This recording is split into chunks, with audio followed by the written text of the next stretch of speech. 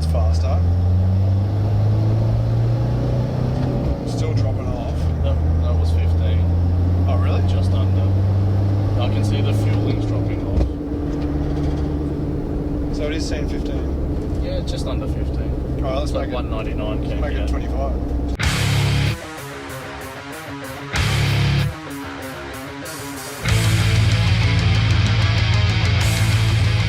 So we are leaving lovely Canberra on this fine Saturday afternoon, and as you would have seen on Facebook and Instagram, figured why not shoot a Q&A video while we got 3 hours to kill.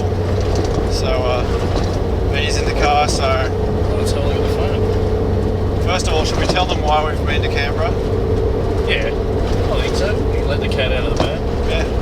Alright, So, do the honours. I just had the wheel alignment done on the Calais, and we were talking about, wouldn't it be nice to have that sort of capability in-house to do wheel alignments and sort of that sort of thing. Well, we've always been thinking that, because every time we get our car back it's not right and we have to fix it anyway. Yeah. So, to be fair, my wheel alignment was pretty good this time, but yeah, it'd be nice just to play around with it and experiment, especially with the IRS in the Commodore, how much the camber changes with the ride height and all that sort of stuff. So anyway, I said to Carl, they're not that expensive, these second-hand wheel aligners and all that sort of thing. So we set a challenge, and I actually found 2 different wheel alignment machines in the price bracket, and one was in Southern Sydney in Campbelltown, and the other one was in Canberra. And talking to the guys, the Canberra guy was really good. So we did a deal and headed down, and now we have our own wheel aligner in the back. in the back. Go the van. Yeah. And all thanks to the van. Yes. Just pick it up, wheel it in, and off you go. I love it. Yeah. And we're also doing some tuning and logging and everything on the way. So making the most of the drive, we've got the van all hooked up with a wideband. So I've got the Tech Edge here all hooked up on my tuning board with power and all the rest. Yeah, the screen's just behind the camera, you can't see it, but very good. I'm going to actually get one of these full time in the van. It's modified to read full AFR, so all the way up to 60 AFR. So I've been playing around with the cruising mixtures and the turbo boost, and we realised it wasn't making the boost that we wanted down low, so we edited that and flashed it in. Well, as you remember on the last dyno video with this, because the ECU isn't actually listed with the software, you've kind of had to hack out the tables to make it compatible. So Ben's, this is a smart cookie, he's managed to basically customise the software for would you take like bits of Hilux and Prado? Yeah, bits of chop Hilux, it together? bits of Prado, mash it in together to make it tuned. So it's got good drivability now. We've worked out all the boost controls and things like that, so we've got proper control over the boost, and we're seeing It's looking a lot better. Yeah, about 15-ish PSI just for now to try it out. Mixtures are good, we can hear the turbo spooling up nicely. And actually the mixtures are really good cruising around and full throttle. Yeah, because last time we were doing a street tune in this, you threw the stock Prado map in, and it was doughy as fuck. Yeah, it was shit. Yeah. That was an automatic Prado tune. Yeah, that was crap. I think we're kind of eating into some of the questions, if I remember rightly. So. Oh well, let's get on and answer these good questions. Let's look on social media. And one guy's just posted 7 minutes ago, so nick of time. Nell Hams, tree farm. You have stated in past videos you're a carp for your day job. I mean carpenter, not the fish. Yet we see you in that shop with so much equipment. What's the deal? Is it good friends or rich uncle? Neither. It's look, yes, I'm a carpenter and a builder. I run my own building company. I build like big renovations and stuff like that. So that is my main job. I'm on the tools as much as I can because it keeps you active and everything. But I guess my real passion is doing cars. Obviously, there's not that much money in it. actually approaching me, asking me to do their cars, but it's kind of hard because I'm so flat out with my actual job. But essentially, for me, I'm the kind of guy, same with Ben, is you don't get a good job unless you do it yourself. And when you can actually do the work yourself, like the fabrication and everything like that, it's worth the investment to buy stuff. So, you know, I make alright money. I don't waste money on stupid shit like going out getting fucking wasted every weekend and whatever other crap people do, but not even to go straight around. But yeah, all that stuff in there is mine. I've worked pretty hard to get there. I save my money and I buy things that are going to help me and make my life easier. So, should we talk about the $100 rule? Yeah, you can tell them. Yeah. So, speaking of making his life easier, we're having this discussion about, you know, when do you cheap out on stuff and when do you buy things and when should you not buy things and stuff. Because it's easy to get carried away with eBay and all that sort of stuff and, you know, all the hype around, you know, getting this, that and paddy whack, whatever else. So we came up with this rule and it said, you know, if it's under $100 and it's going to make your life easier, just get it. Just move on with it. And you know, there's so many things going on these days that you can get really good stuff for a good price, and it's also really easy to sell things that you think you're no longer using. So there's that option too. Yeah, that is good. Yeah. But yeah, it's definitely not given to me as much as that would be an awesome thing. I do actually prefer to work for my stuff and own it myself. So Like the wheel aligner. Yeah, or half own. half the wheel. But yeah, for me, like, it's something I'm going to be doing all my life.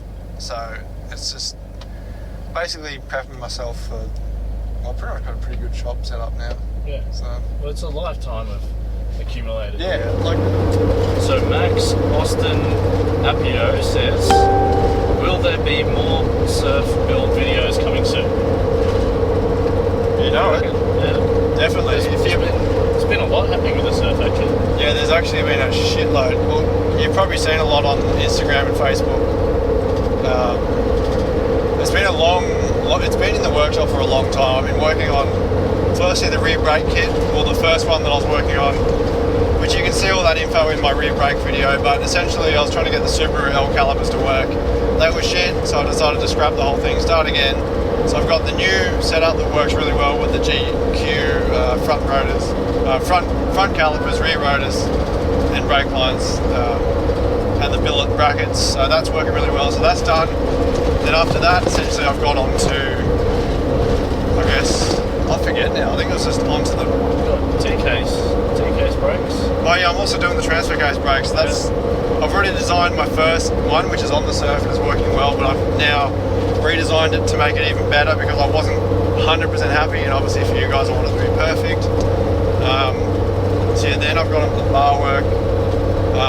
So I've basically bought a tube bender, done sliders, basically redid my whole rear bar. There's not much left of what I had. A jerry carrier as well. Then I've done the XO cage, which holds the rooftop tent, the awning and all that stuff. So there's a lot of stuff coming out. A lot of it's still half finished, and I don't want to chop something together yet until it's done and I can do a conclusive video. But there's plenty more on the surf, and also more to come for the Commodore as well. So, and this the interior, the switch panel and all that. Yeah, there's been so much stuff, but you'll see it all. I'll do another update video soon and kind of run through everything, but there's more, so don't worry. Next question. So Paul Gangami, sorry if I butcher your name. He would like to know, would like to see some more build details on Ben's L67 Calais. Yes. I can't help with that. Yes, you will. There'll be more videos on that.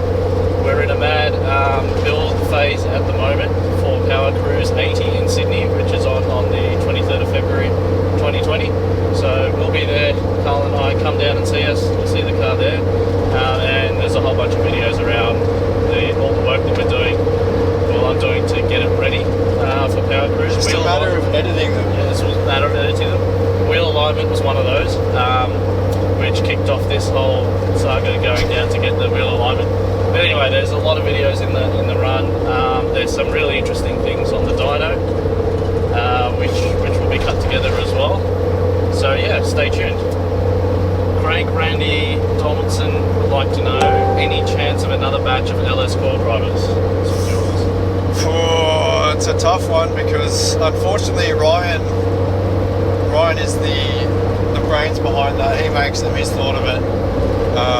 He's also the brains behind a lot of the other Delco PCM hacking stuff, like the ECU and all that stuff.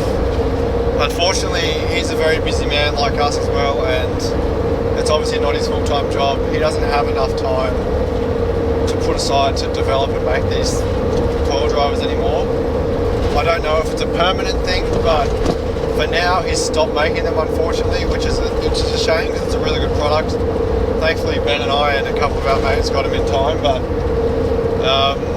yeah, I can't speak for Ryan directly, but last I heard from him he's kind of done with them for now, so yeah, it kind of sucks, but I think it happens. I think if you really want one, you can post up a wanted ad on a couple of the social media places or the forums, pcmhacking.net, and see if anyone's got some, because I know quite a few people bought a batch when they were last available, and they might have some that they want to get rid of. So if you're looking for one, try that. Might be lucky. Yeah. So this is a family-friendly channel, as it appears. There's even chicks commenting. So Phoebe says, "Is Ben single for the ladies of Australia?"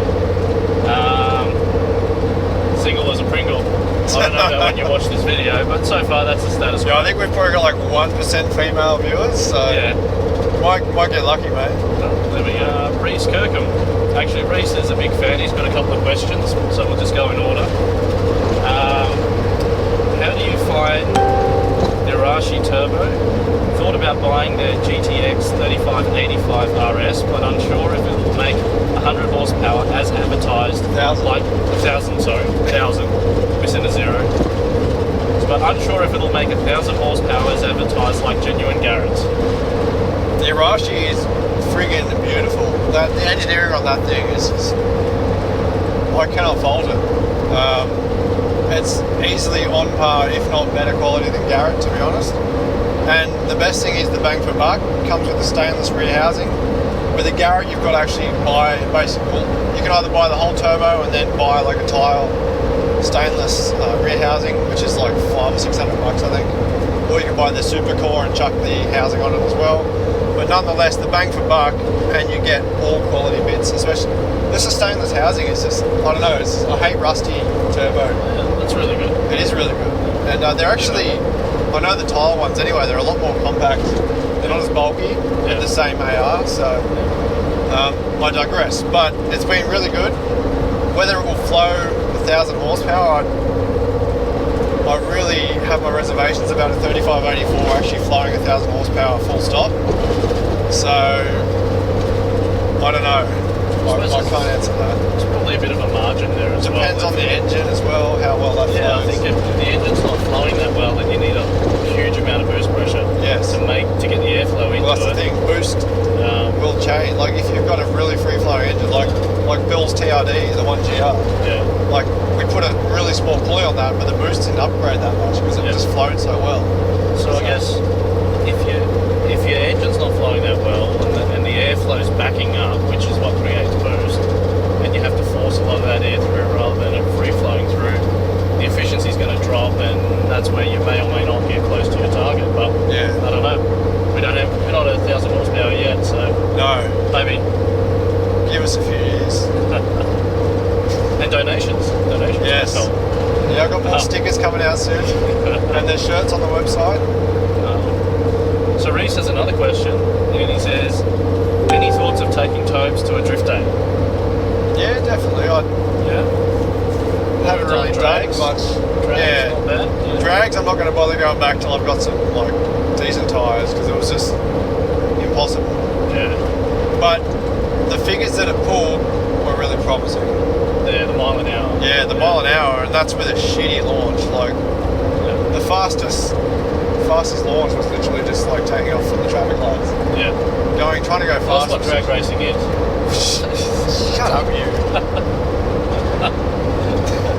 But yeah, drift would be fun. Yeah. Like Ben said before, we're going to Power Cruise this year, so Toby's pretty much ready for that. I've just got to do a fuel system upgrade. If you remember on the last dyno video, the Orbro 255 was basically maxed. So it did well, because it's probably about what it was rated for, because we've seen about 400 horsepower at the wheels, which would be about 500 horse at the crank, so it's about where it's rated for. We all knew that was going to happen. Obviously didn't have time to do it before we did the dyno day, but... and the exhaust manifold let go. Yeah, and that manifold gasket. And the gasket let go, not the manifold. Yeah, so that's all sorted now. So, yeah, drifting would be fun. I haven't been drifting really, like I've been sideways a few times, but I haven't been drifting. It's kind of hard because I put so much work into the car, it's hard to really bid on it. Although it's not really high load, but I went to a drift day at if it's a skid pan, like in the wet. Yeah, it's a skid pan. Yeah, that'd be okay. They've got cones and stuff, so you don't do any major body work issues if you hit something. Yeah, that'd be fun. It's a handful though. With a light rear end, it's a real hard. With the boost and the light rear end, it's real hard to drive. But yes, it would be fun. Definitely get a hydraulic e-brake as well. Might be another thing. I might do a second caliper mount for the rear end or something. Also, another product for sale. I think drifting would be good just to get used to vehicle control and all that sort of stuff. So Glenn says, going old school. Where did you get the distribution blocks for the battery relocation for the FOSS? I've had so many questions on that. Yeah.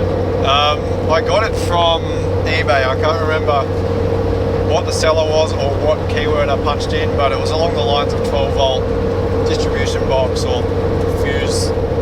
You're talking about like a stud mount where you put all the... No, the actual box where all the cables go in. It's for an amp. Yeah. It's got the voltage readout on it. Oh. I got one for my... Actually, I've got one in Toby. I've got one in my FOS. Brett put one in his FOS. But as far as I'm aware, I had a question like a few months ago and I had to look for the guy. And I can't find it anymore, so... Unfortunately, I don't think they're available, but you can find something similar. I'm sure there's plenty of stuff on the market, so... Sorry about that, Glenn. Actually, just speaking of drift days, I just refreshed the question page, and Chris Kicks Things North, that's his handle. He says, damn, if I'd seen this earlier, you could have dropped into a drift tent at Pheasant Wood Circuit. Oh, what? Damn it, Chris. Damn it. That makes me want to kick something north. Fucking hell. Oh, well. We are heading north, so... Yeah. Next time, Chris, thanks for the invite. I quite like ACT. Hey? I quite like the ACT. You just like the ACT because we had lunch at Milky Lane, and that was really good. And they had Milky Lane right next to Super Cheap Auto, and what was Iron Clark Rubber. Oh, not next to, but very close. Yeah, within a couple of k's. So yeah, so actually, backstory, when I bought this van, it had no door seals on the side doors. And this bloke here is whinging the whole way, he couldn't hear me because of all the air noise. Industrial deafness, bro. So they're trying to go me compo now, but basically I said, look, I'll stop at Clark Rubber if there's one nearby. We'll get some door seals. So we picked up the alignment machine, literally 300 metres away, Clark Rubber. I was like, oh, I wonder if there's a super cheap auto. It's 20% off this weekend. So another 300 metres away, super cheap. Get some oil for the van, get some oil for Toby. And then my wife said that Milky Lane has opened up down in Canberra, so we should go check that out. So we did that. Yeah. 7 minutes away. And then we got some grease from there. But no, the Milky Lane was really good, the burgers. And the other thing we're talking about, it's pretty hot today, maybe 34 or something outside. And Milky Lane and all these other food places had the little water misters in the outdoor courtyards, right? I don't see any of them in Sydney. I don't recall ever seeing them in Sydney. They're probably too scared of someone slipping over. See, they went to Clark Rubber and put those little tyres down. Yeah, they're smarter. Yeah, that would be engineering the risk. It's on the hierarchy of controls. Yeah. See, Sydney's just got a bit bubble wrap now, so... You can't even pop it because that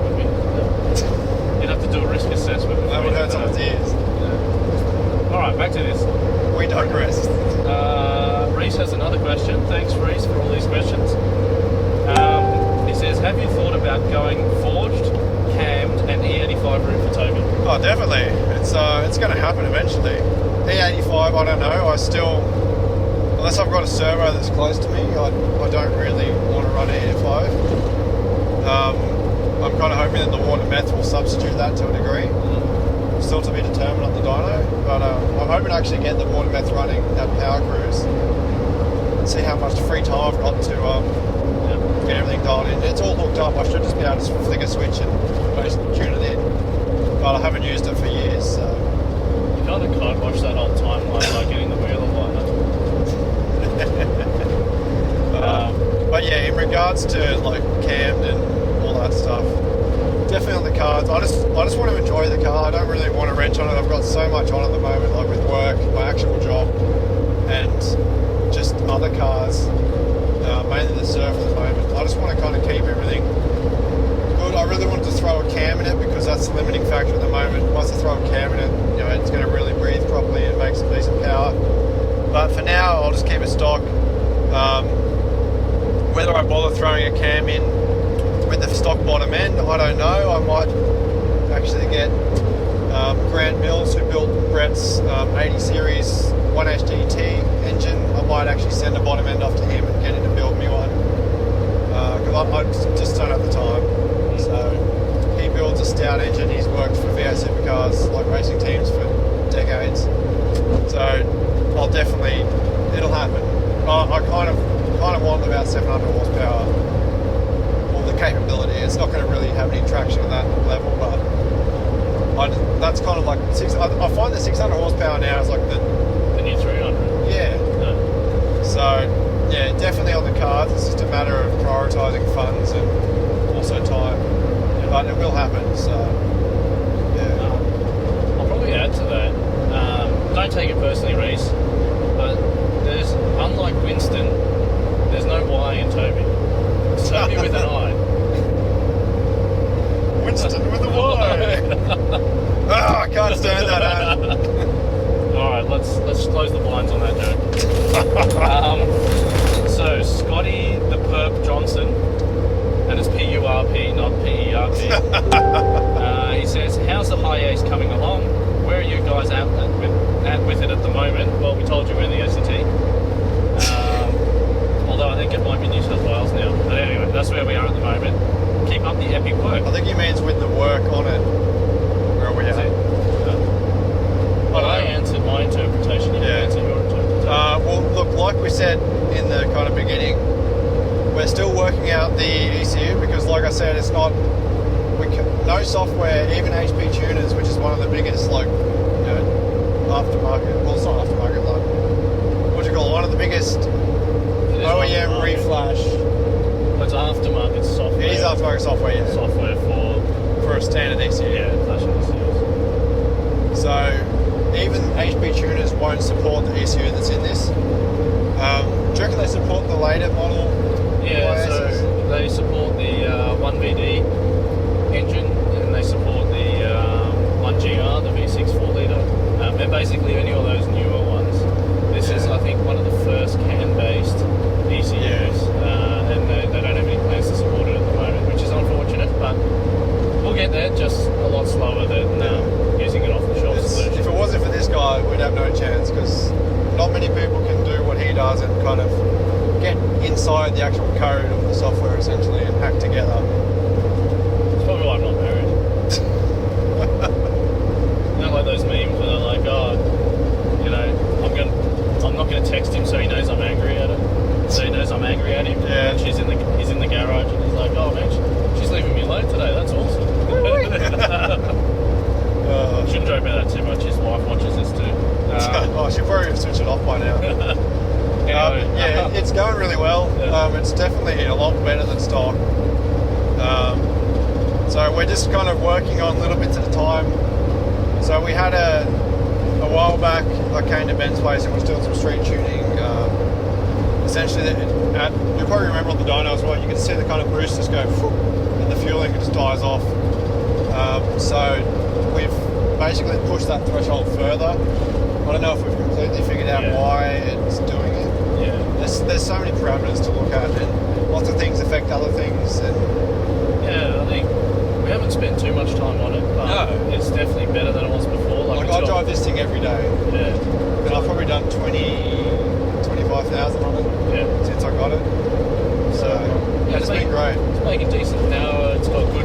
good throttle drivability, but the next step for us, I guess, is trying to get that, is getting that boost up that we wanted. Yep. And then the fueling to match that as well. So yeah, we'll get that sorted.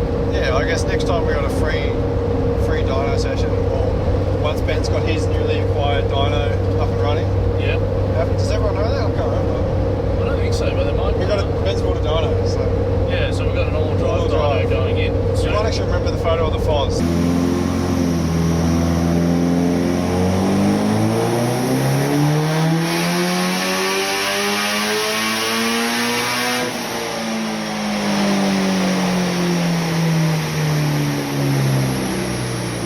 That was actually testing the dyno before we bought it, so yeah. We haven't actually done a full-blown run or tuned in the Foz, but it sounds good. Yeah. So that's happening as well, so stay tuned. Yeah, there's a shitload of stuff going on. No time to do it.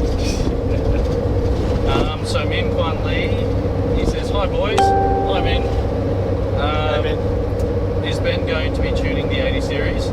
Keen to see what results in the pump out. I guess we're all pretty keen to see what results. 100%. Look, Brett's a bit anxious, so I don't know if he's going to want to be going all out, but the tune is actually really, really good out of the box. So maybe just a power run or something. To see what it does, yeah. Well, we'll get back on the dyno at some stage and give it a run. Yeah, you're actually going to be tuning Min's car though, right? I think so. Yeah, we'll see. We'll see you there. I'll see you, Min. Let's have a look and see if there's any other questions. Not for now, but we could do another segment just before we get to Sydney. So yeah, let's see. So from that. All right, 2 hours and 26 minutes till we're back, and we can play with the wheel alignment machine. And eat kebabs. Yes. Yeah, apparently it's 5 o'clock. Jesus. There's a new kebab place apparently near the workshop, so we can sample out the local wares. Yeah, definitely. We've had a super fat day. Yeah. Macca's breakfast. Burgers for lunch. Just sitting around. Yeah. Kebabs for dinner now.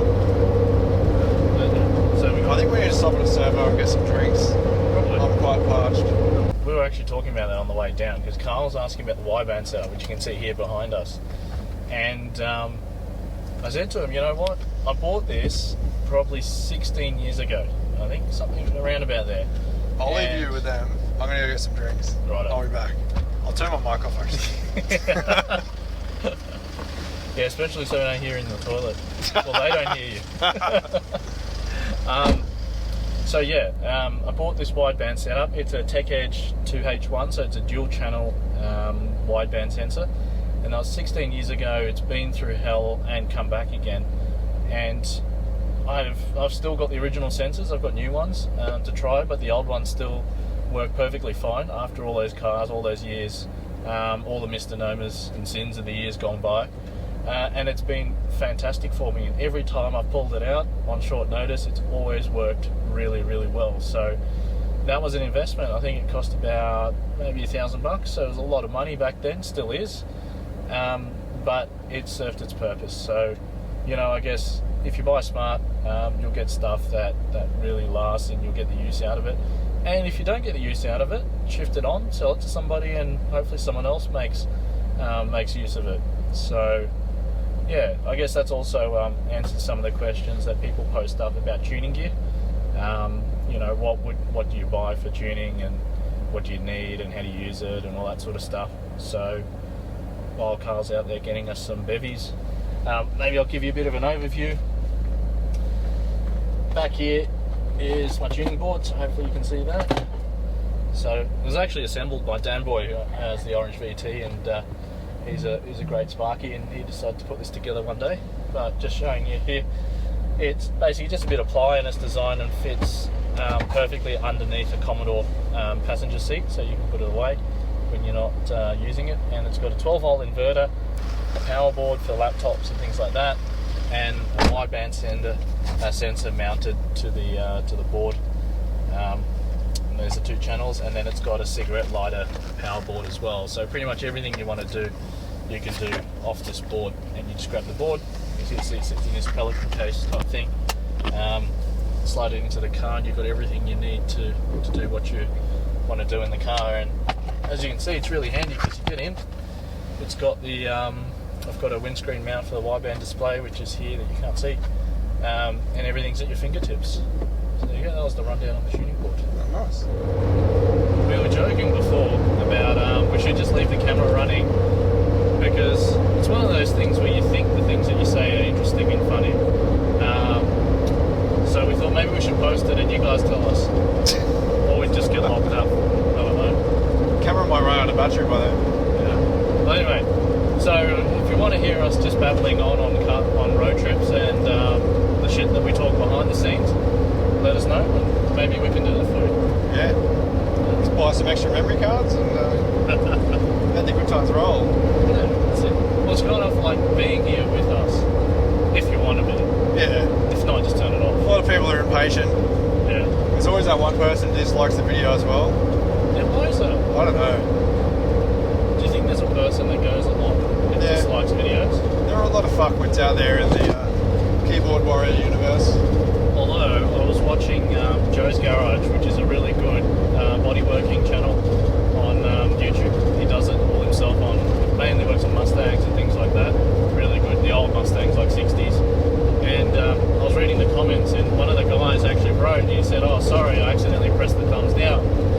And he wrote back and says, "Well, that's okay, you can just press the thumbs up, and it'll switch from thumbs down to thumbs up."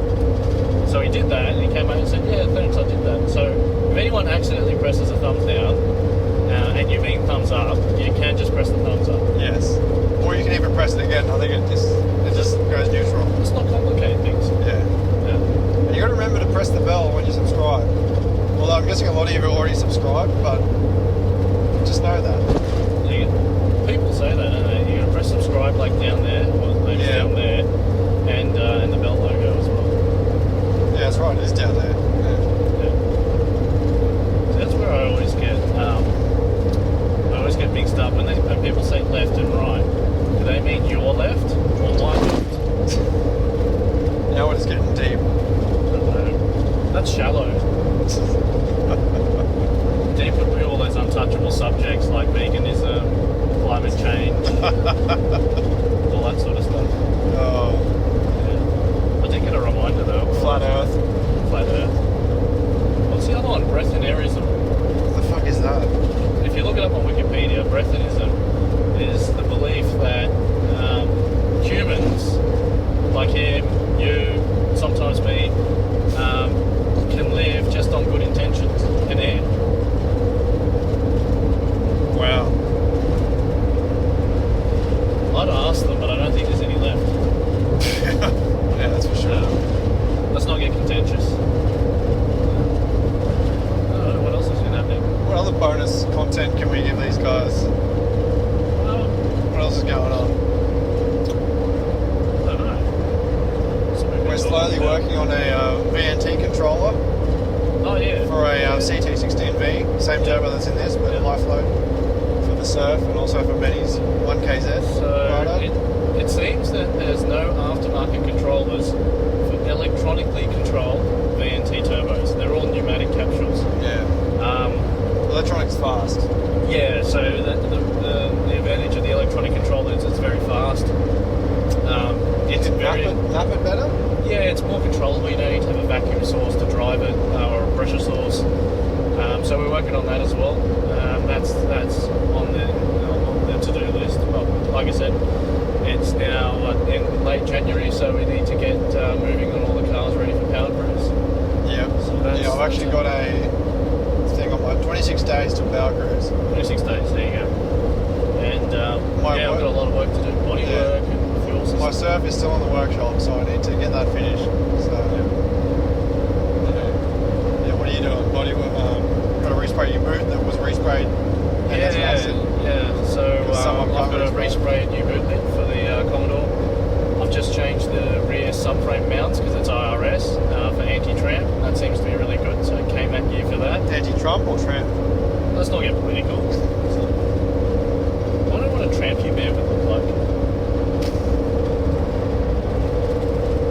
Anyway, so done the anti-tramp subframe mount bushers, rack ends. Oh, here's a fun fact. Apparently, you can't really feel worn rack ends. So they're the ball joint that's on the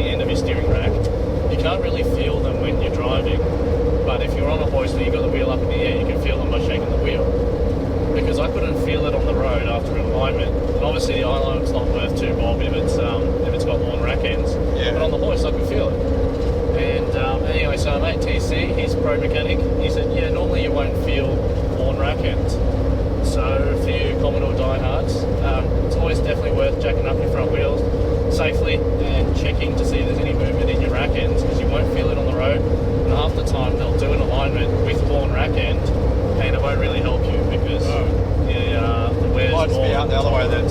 Yeah. So I replaced them, and the tie rods at the same time. Transmission cooler. Put a fan on my water to air front radiator. Trans cooler. No, well I used the old automatic transmission cooler on the Commodore. Oh, the power steering cooler. Yeah. So that's another thing. I didn't realise how hot power steering fluid gets just idling and running around it. Have you got a gauge on it? No, I had the bumper off and I was fixing the fan onto the water to air front mount radiator, and I just replaced the power steering cooler, and I had to do up a couple of fittings because it was slightly leaking, and it was really warm when the car wasn't steering or anything. It was just in the air with the pump circulating the fluid. Yeah. So, and then the other thing I discovered, I was telling my mate with the orange Commodore, hey, maybe you should put one before Power Cruise because he's going to be there as well, and he reckons there's no room and etc. Anyway, I was looking it up, and the VTs onwards have the cooler by default. Is it like factory. is it It's just like a loop of hardline pipe. Yeah. So that's cool. Didn't know that. How good it is, who knows? Yeah. Oh, that's another top tip. This one's for free too. Dan Boy with the orange Commodore, he's just bought himself the VS Ute, or I think it's a VR Ute actually, and he's cleaning it up and checking out all the rust holes. And the VSVRs have this tar-like substance. It's like a deadening that's sprayed on the inside. And he's pulled the carpet out and all that because he's putting a Caprice interior in. And he's discovered a rust hole on the floor. A pretty decent rust hole. And he's scraping the rest of it away, and he's found a couple more rust holes and even a patch panel that was pop riveted over the rust hole. So, yeah, for you Commodore guys out there that have those older series, check your floors because it's common to have leaky door seals and all that, and that bitumen type stuff seems to attract water and rust at your and under your window as well, your windscreen. Yeah.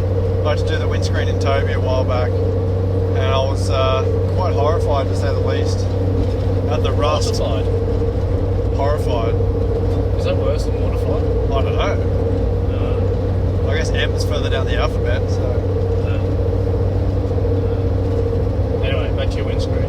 Yeah, it was really bad. I'll try to find a photo and put it on the screen, but that's another thing that needs to be done in the near future that I really cannot be fucked doing, but... You just got a new windscreen too, you'll have to pull that out. Yeah. So... Probably, maybe you don't want to know that, I don't know. It's a bit of a shame these old cars, they slowly turn into rusty messes.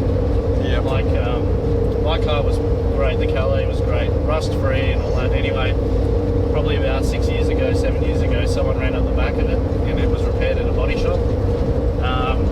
And they just did a terrible job. So everywhere they touched is rusty. Even the panel that goes under the we just hit a bird.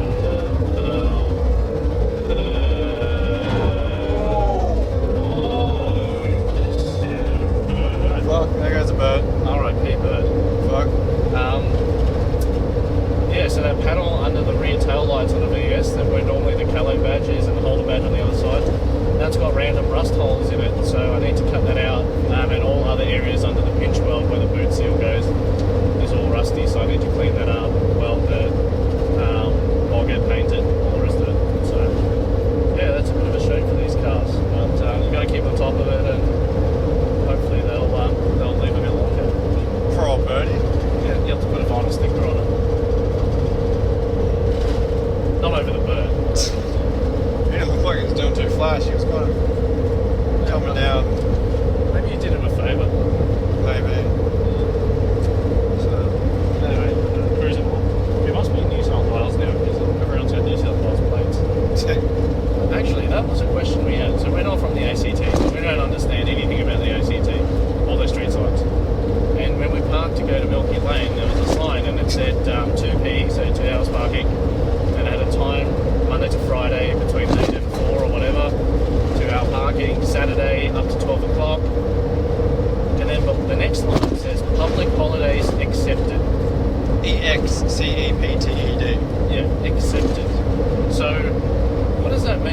does that mean? Well, I think it means it's null and void on a public holiday. What was stated prior? Yeah, I think so. I saw the whole sign. I don't know. I'm no lawyer. I dated a lawyer once, and I didn't get much useful out of that. But she did tell me how to compare Word documents. Like you get two Word documents, you put them side by side inside Word, and it tells you the changes. So I take that back. I didn't. Very handy in life. I took away something from that. Anyway, so does that mean that all those conditions are accepted, which means they don't apply? Then following on from that, does that mean that you can park there for free any time on public holidays? Or the times always apply for public holidays? I don't know. Hopefully someone can answer that. But another one is the Canberra merge lanes. There's no like lane that ends with the dotted lines like in New South Wales. It's all just goes into a bottleneck, and it's kind of each for their own. Who has right away? It's like politics, isn't it? Just kind of like funnel Yeah, well, whoever pushes it's the right place to be. Yeah. Not too far from the old Parliament House. Oh, actually, speaking of the ACT, it just reminded me the steering workshop that we picked the wheel liner from was in the ACT, obviously, and probably not too far from those bad weather patterns. And they had those corrugated asbestos roofing sheets. Oh, Super 6. Yeah, and he had golf ball or tennis ball sized holes in the sheeting from the hailstones. Just punched straight through the roof. Yeah, that was crazy. That's pretty crazy. Trashed all the cars in there too. Yeah. Fuck, you'd be spewing, wouldn't you, if that was your car? Oh yeah. Is your thing on? I don't know. I'm not getting any RFAF. Look at your your receiver. You're not getting any feedback from me. No, it's off. No, that's no good. Might have hit it. I sat on it. Was yours on? There we go. Yeah, mine's been on. Yeah. Lucky you got the road. Whew. There you go. Right? Yeah. Maximus. You know, I did a. Is that microphone on?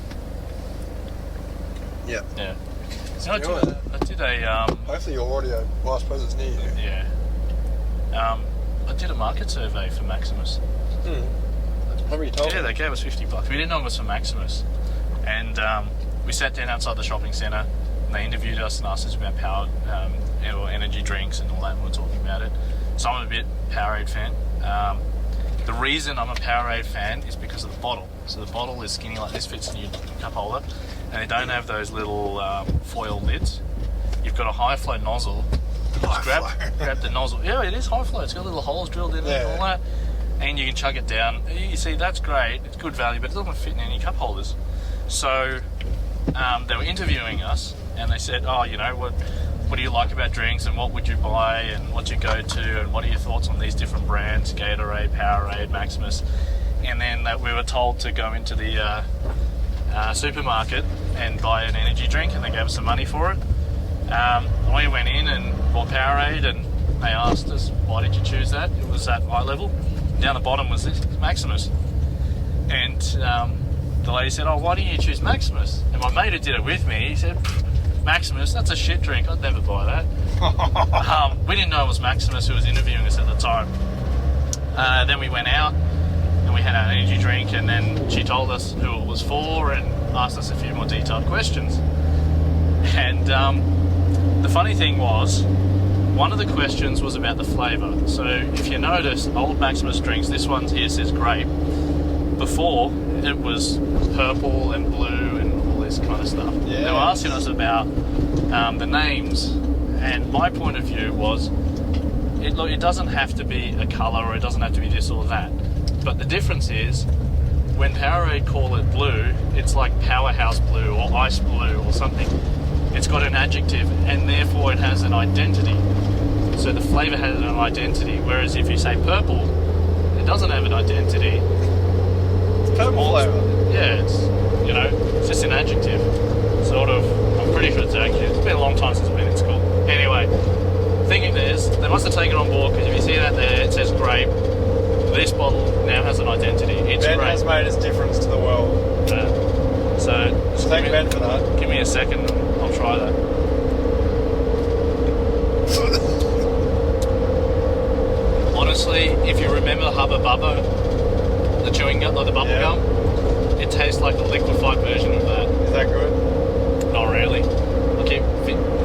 childhood conditioning. I keep thinking, don't swallow it, don't swallow it. Oh, actually, speaking of making a difference, we had another interesting story. So, we were in KFC. This is years and years ago. A couple of kids were in KFC, and they put these new terminals in. This was before terminals was mainstream in McDonald's and all that sort of stuff. They put these two terminals in, and the guy was commissioning them when we were there, and we were just chatting to him, saying, "Oh, what's to go with these terminals?" He goes, "Oh, it's this new thing we're trialing. You'll be able to go to the terminal and order your own meal and sort all that stuff out and pay and all this kind of thing." At KFC? At KFC, yeah. This is before anywhere else had terminals, self-serve terminals.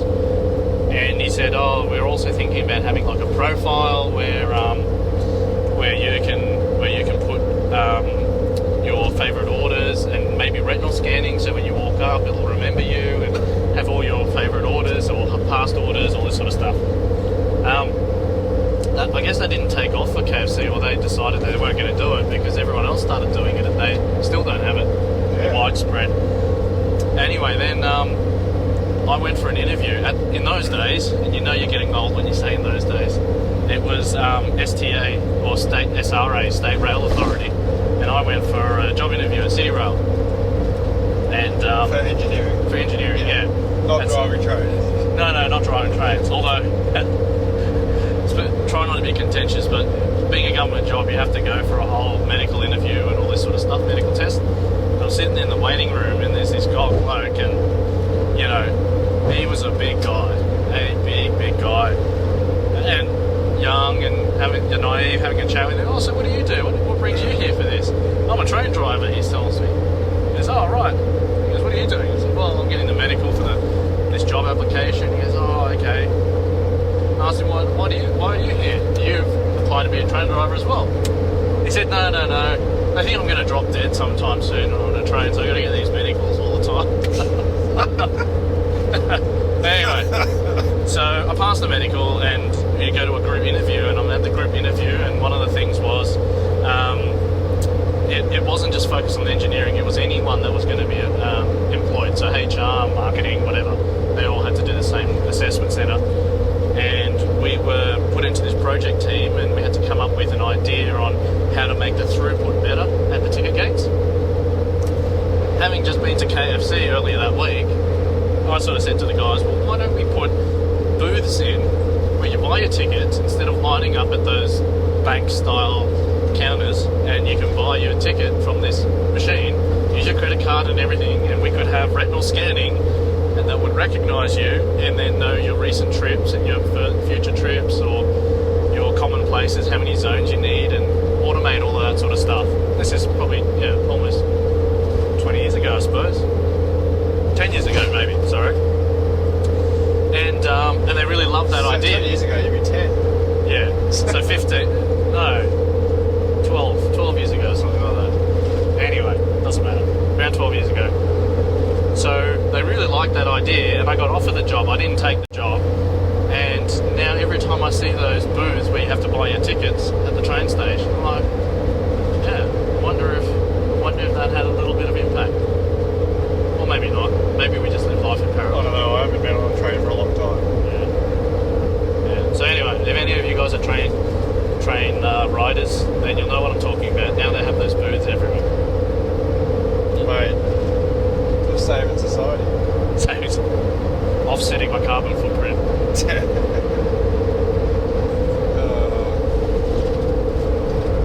Alright guys, well I think we've got enough. I think we should get back to doing work. Yeah. Let's get back on to seeing how this tune's going. Anyways guys, hope you like this. Again, we'll try to do one of these in the not too distant future. Plenty more content coming, so I apologise. I just really do not have the time to edit videos at the moment. I don't think a lot of people realise how long it takes to actually chop a nice video together. It could take sometimes like 5 hours, 6 hours, especially if it's a long one, close to an hour.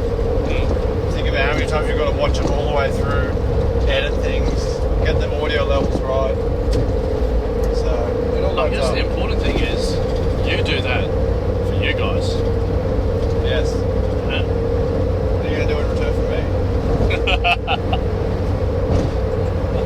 Anyways, we will see you